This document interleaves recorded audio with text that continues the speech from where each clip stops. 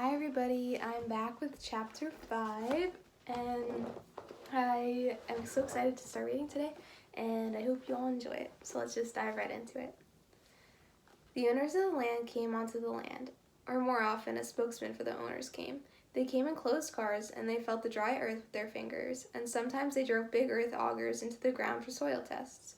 The tenants from their sun-beaten dooryards watched uneasily as the closed cars drove along the fields, and at last the owner man drove into the dooryards and sat in their cars to talk out the windows. The tenant man stood beside the cars for a while, then squatted on their hams and found sticks to which to mark the dust.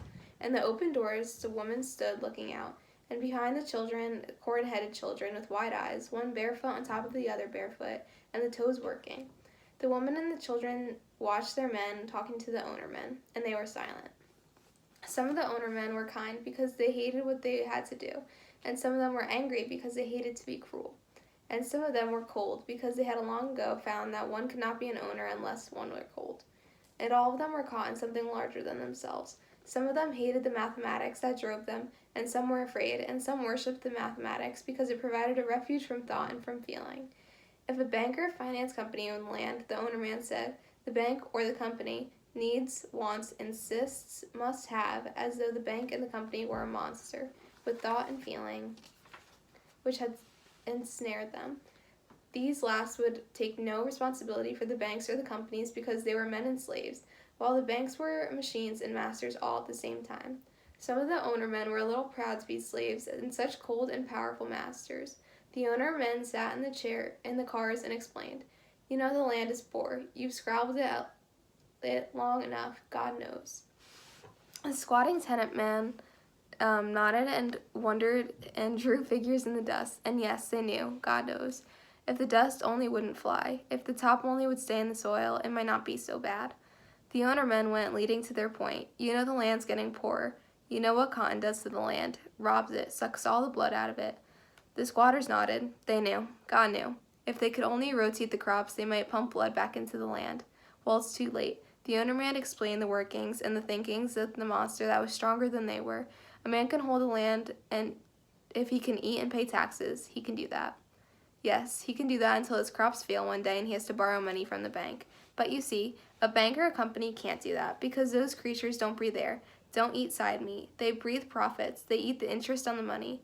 If they don't get it, they die the way you die without air, without side meat. It is a sad thing, but it is so. It just is so. The squatting men raised their eyes to understand. Can't we just hang on? Maybe the next year will be a good year. God knows how much cotton next year, and with all the wars, God knows the price of cotton will bring. Don't they make explosives out of cotton and uniforms? Get enough wars and cotton will hit the ceilings. Next year, maybe. They looked up questioningly.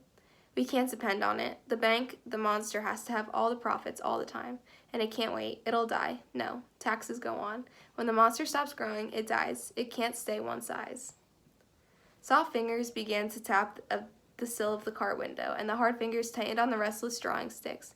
In the doorway of the sun-beaten tenant houses, women sighed and then shifted their feet, and one that had been down was now on top, and the toes working. Dogs came sniffling near the owner cars and wetted on all four tires one after the other, and chickens lay in the sunny dust and fluffed their feathers to get a cleansing down in the skin.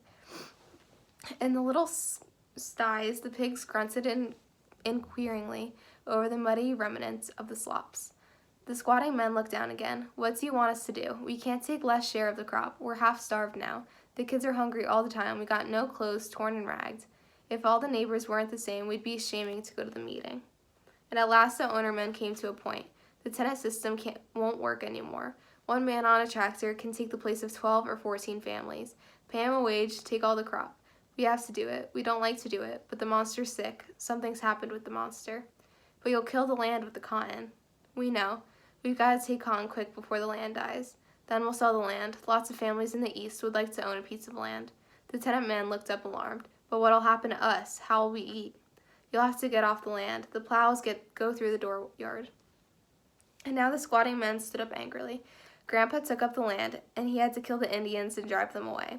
And Pa was born here. He killed the weeds and snakes. Then a bad year came, and he had to borrow a little money. And we were born here. There in the door, our children were born here. And Pa had to borrow money. The bank owned the land then, but we stayed and we got a little bit of what was raised. You know that, all that. It's not us, it's the bank. A bank isn't like a man, or an owner with 50,000 acres. He isn't like a man either, or that's the monster.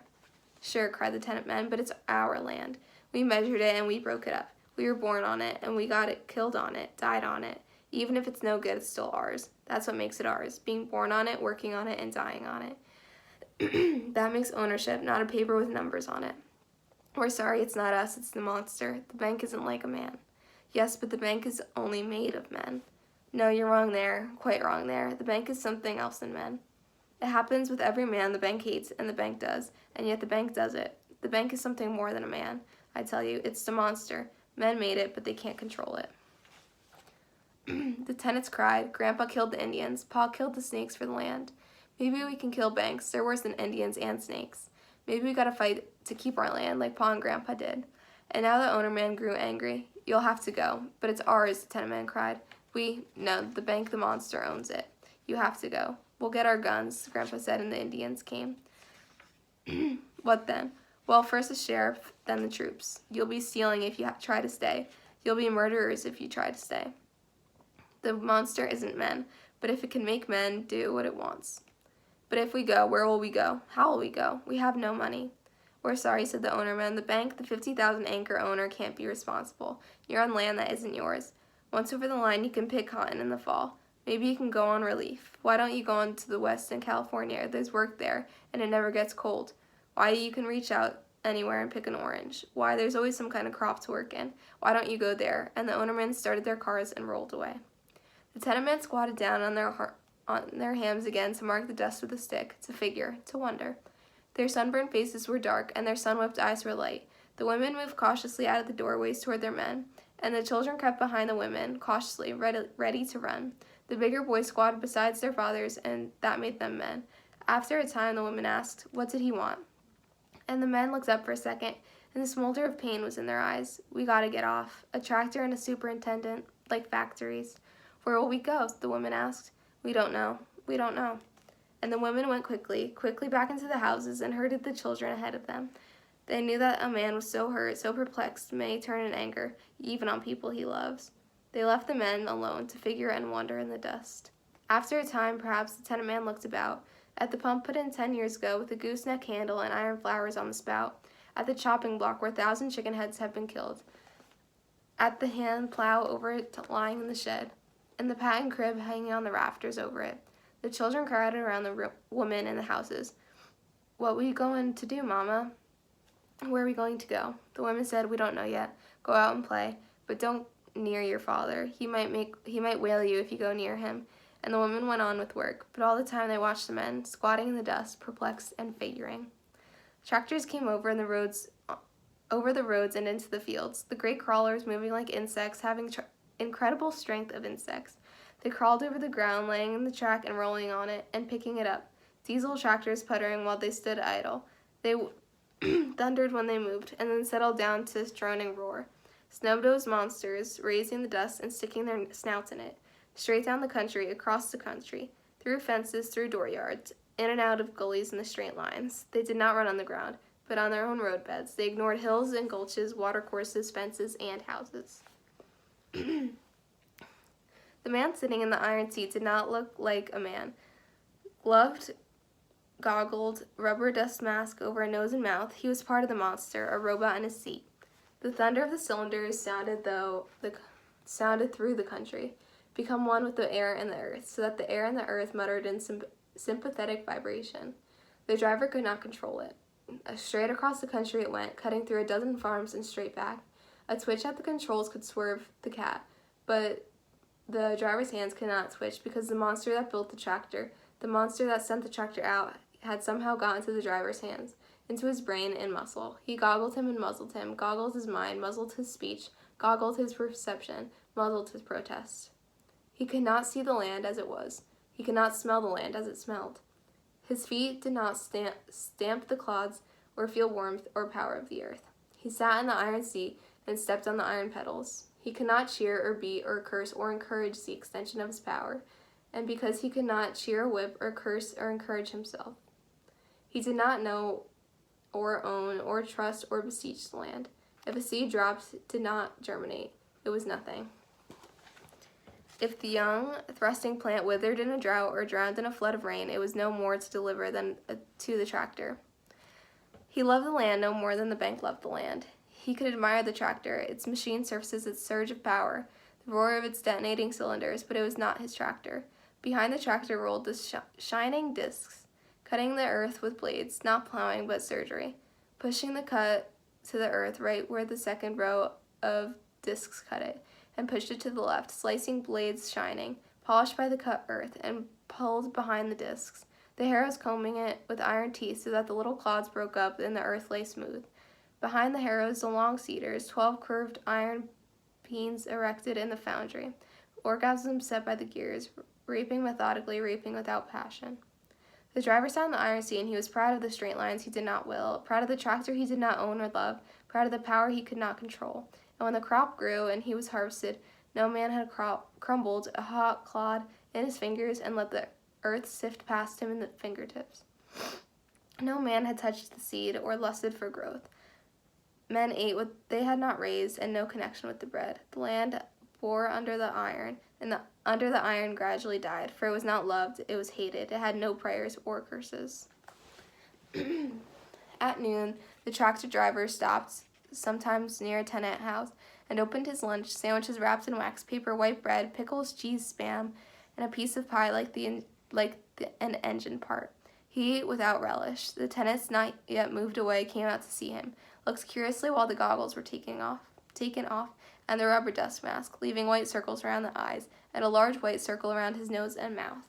The exhaust of the tractor puttered on, for fuel is so cheap, it is more efficient to leave the engine running than to heat the diesel nose for a new start. Curious children crowded close, ragged children who ate their fried dough as they watched. They watched hungrily the unwrapping of sandwiches, and their hunger-sharpened noses smelled of pickled cheese and spam. They didn't speak to the driver. They watched his hand as it carried food to his mouth. They did not watch him chewing. Their eyes followed the hand that held the sandwich. After a while, a tenant who could not leave the place came out and squatted in the shade beside the tractor. "Why, you're Joe Davis's boy." "Sure," the driver said. "Well, what you doing this kind of work for, against your own people? $3 a day. I got damn sick of creeping for my dinner and not getting it. I got a wife and kids we have to eat. $3 a day, and it comes every day." "That's right," the tenant said, "but for your $3 a day, 15 or 20 families can't eat at all. Nearly 100 people have to go out and wander the roads for your $3 days. Is that right?" And the driver said, "Can't think of that. Gotta think of my own kids. $3 a day, and it comes every day. Times are changing, mister, don't you know? Can't make a living off the land unless you've got 10,000 acres in a tractor. Cropland isn't for little guys like us anymore. You don't kick up a howl because you can't make boards or because you're not a telephone company. Well, crops are like that now. Nothing to do about it. You try to get $3 a day someplace. That's the only way." The tenant pondered. "Funny thing how it is. If a man owns a little property, the property is him. It's part of him. It's like him. If he owns a property only so he can walk on it, handle it, and be sad when it isn't doing well, and feel fine when the rain falls on it, the property is him. And in some way he's bigger because he owns it. Even if he isn't successful, he's big with his property. That is so." And the tenant pondered more. But let a man get a property he doesn't see, or can take time in his fingers in, and can't be there to walk on it, why then the property is the man. He can't do what he wants, and he can't think what he wants.